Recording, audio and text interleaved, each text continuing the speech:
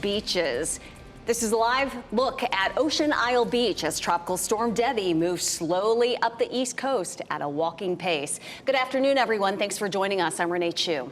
And I'm Jeff Hogan. Here is the latest on the storm. President Biden has approved federal disaster money for North Carolina.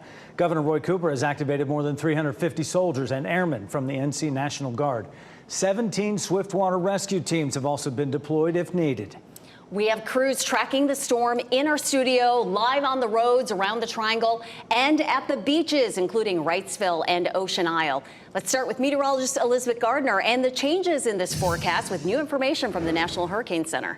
After a drier start this morning, we're starting to see some of that rain really pick up in intensity here just off the coast and pushing inland. And I'm going to show you why we're going to see that continuing to intensify overnight tonight and tomorrow coming up. But let's take a look here. Seeing some scattered showers from Lewisburg southward towards Zebulon, up through Wake Forest and over toward Durham. And of course, some of the heavier rain starting to pick up in the eastern part of our viewing area.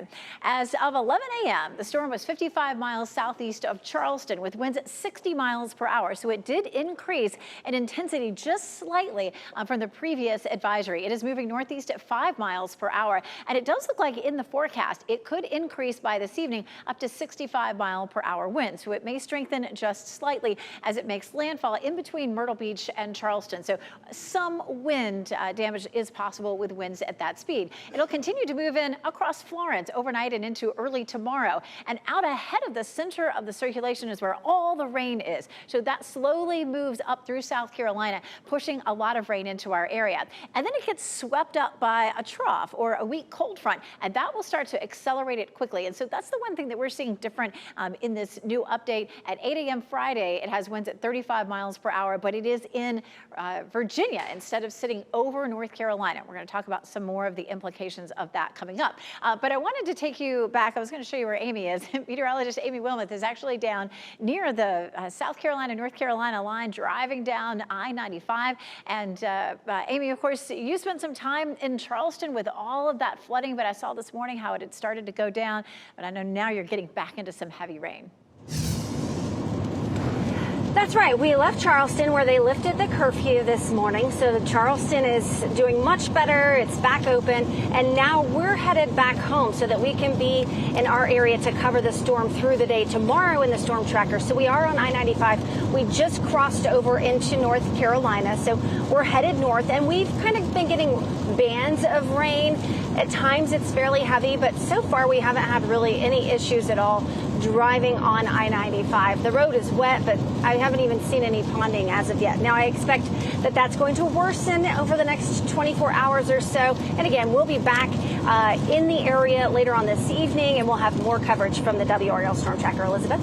Thanks, Amy. I'm glad you were safe down in Charleston. We look forward to hearing from you as you continue to head back to the Triangle area. Notice here at lunchtime, a few scattered showers. That's what we're seeing. As we head through the afternoon, we're going to see more rain bands, but those really get heavy as we get into early tomorrow morning. There's 6 a.m., there's lunchtime, and then into the afternoon, those rain bands really start to intensify. This is when we're going to see the heaviest rain out of this system. In addition to the rain that we've already seen, we can see 2 to 4 inches in our northern counties, 4 to 6 in the Triangle, and from Goldsboro to Clinton and Fayetteville, another 5 to 7 inches of rain. Not only could that cause some flash flooding, we may end up with some tornadoes. Small risk of that in the eastern part of the state today, but parts of our viewing area, our northeastern counties, are in that level 2 risk for tomorrow as we start to see the intensification of those rain bands. So isolated tornadoes are a possibility tomorrow, along with that potential for heavy rain, some gusty winds as well. We also are looking at the rivers beginning to rise this weekend. I'll show you what some of the total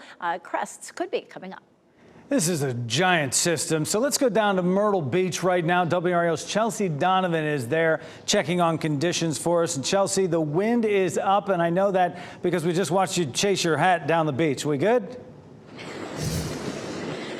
Yeah, we're good right now. Of course, the minute we step out of the car, we're feeling those wind gusts. I just looked at my phone. We're getting some gusts of about 38 miles per hour, and suddenly the rain is starting to come down. There's virtually nobody on the beach, and that is because, as the mayor put it this morning, the beaches are closed. The surf is just too rough. Of course, they're concerned about storm surge. We've got a double flag warning here in the city of Myrtle Beach. Just to orient you as to where we are, we're kind of on the northern strand.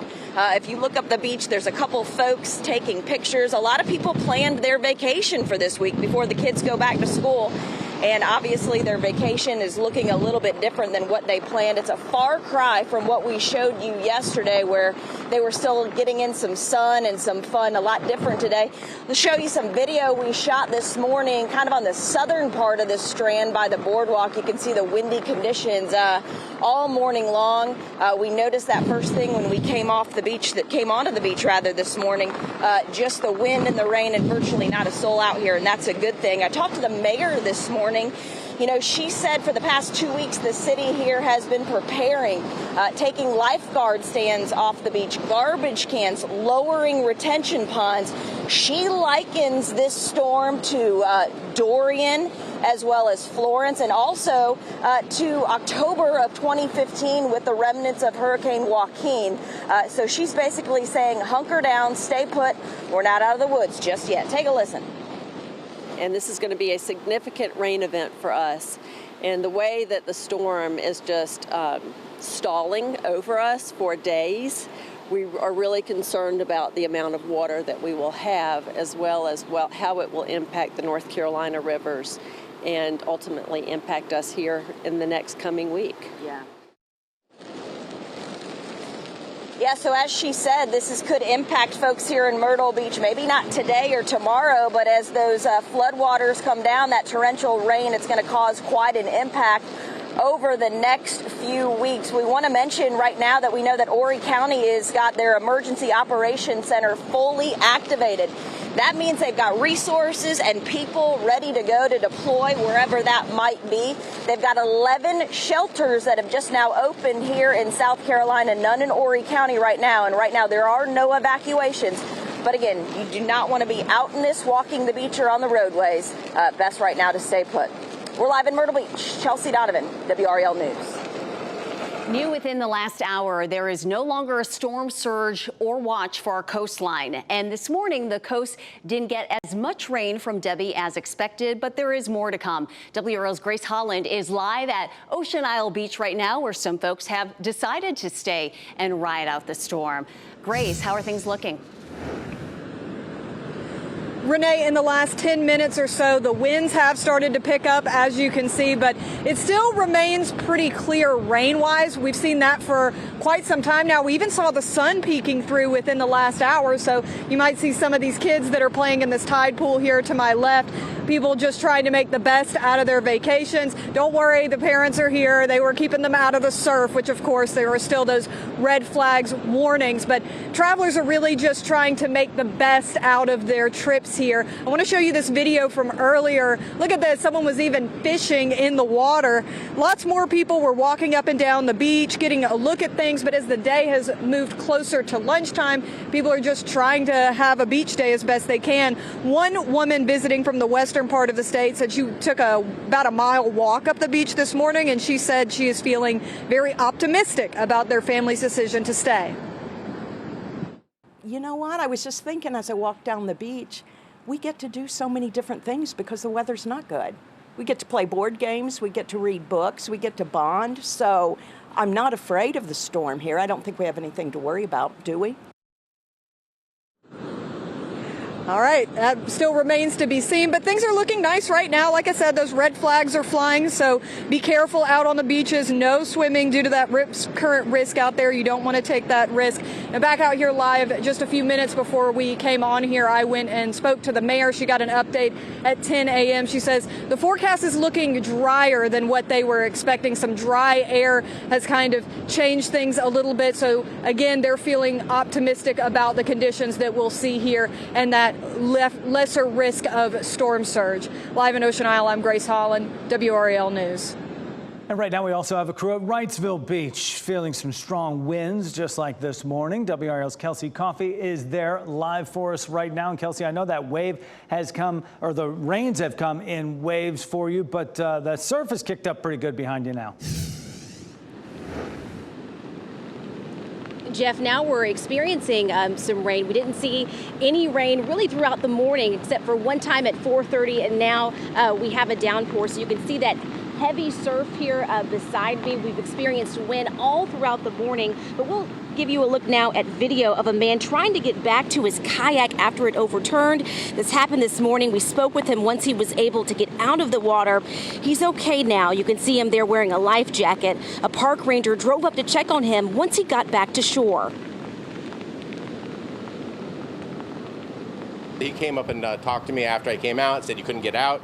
I said no, it was a little bit too stacked up and ran out of gas. And he goes, okay. He's like, I wouldn't go out today. We haven't seen many surfers out this morning, but we have seen a few people that are just out sitting on the shore trying to enjoy looking at those waves. But there is a sign there behind me. You may not be able to see it, but it says no lifeguards are on duty. So if anyone is out here in the water, they're doing that at their own risk. Kelsey Coffey, WRAL News, live in Wrightsville Beach. Governor Roy Cooper is advising North Carolinians not to underestimate Debbie's likely impacts. He held a news conference today to talk about how the state is preparing for the storm. WRAL Capitol Bureau Chief Laura Leslie is live at the Operations Center where the governor spoke. And Laura, the governor said that everyone should be taking Debbie seriously. That's right, Renee. You know, right now we're in the Situation Room at the state's Emergency Operations Center.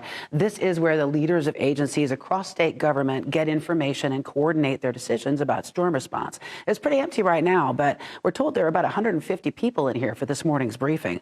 They're keeping an especially close eye on the potential for flooding in southeastern counties. Cooper said with the ground already saturated and a month's worth of rain on the way over the next few days, flooding is his major concern. He said 17 swiftwater rescue teams are already positioned in eastern and central North Carolina, ready to assist people who need help getting out of dangerous flooding. He said most fatalities in storms like this happen when people try to drive or walk through floodwaters. It only takes 6 inches of fast-moving floodwater to knock over an adult and just 12 inches to carry away most cars. Now is not the time to see if your car floats, because it doesn't. It's not safe to drive or walk through floodwaters. Since the disastrous flooding we saw during Hurricanes Matthew and Florence, Cooper says the state has enhanced its system of river gauges, and that gives them a better understanding of where and when flooding is likely and help may be needed. Laura Leslie, WRAL News, live in Raleigh. Live dual Doppler 5000 radar is at your fingertips on our WRAL News app. Stay updated with us throughout the storm by making sure to sign up for alerts. Thanks, Ed.